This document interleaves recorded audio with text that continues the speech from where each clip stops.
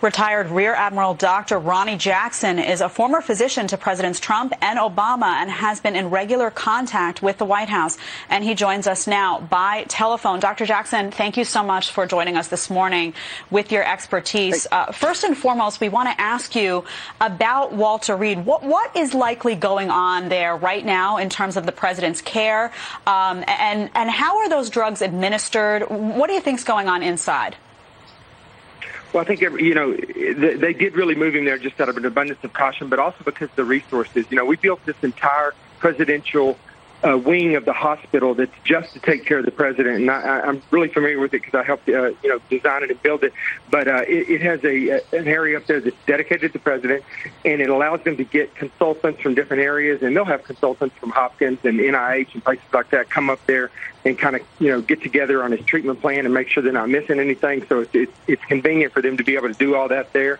They have access to the labs there, to the radiology, things of that nature, and to the nursing staff. Like you said, both of the medications that he's getting right now are being given IV, and so they'd like to do that in a hospital setting. We can do that certainly at the White House, but it's much easier to do that with the full nursing staff there at the White House. And so he's in the right place, and that allows him to get the care that he needs, get it all consolidated in one place, and have access to the resources and the facilities that a hospital would have that the White House just doesn't have. We have a pretty robust facility at the White House, but nothing compared to what we have up there at Walter Reed.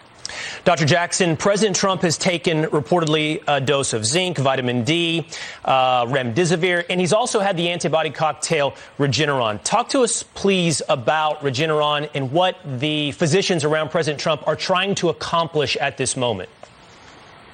Well, the Regeneron is the Regeneron product is a antibody product, a monoclonal or two monoclonal antibodies, so polyclonal cocktail of antibodies. And what they do is they take a convalescent serum from patients that have had coronavirus, and they go through literally thousands and thousands of antibodies that their body might have made, and they find the antibodies that seem to be the most specific or the most that target the virus the best. And so they found two particular antibodies in all of this, in the research that they did coming up to developing this product. One of them attaches to the spike protein and prevents the virus from entering into the host cell, the human cell. So what it does basically is it attaches itself to the virus, and it disables the virus where it can't get into the body, into the cells of the body, and cause infection. And so that essentially drops the viral count. Eventually your body clears those viruses.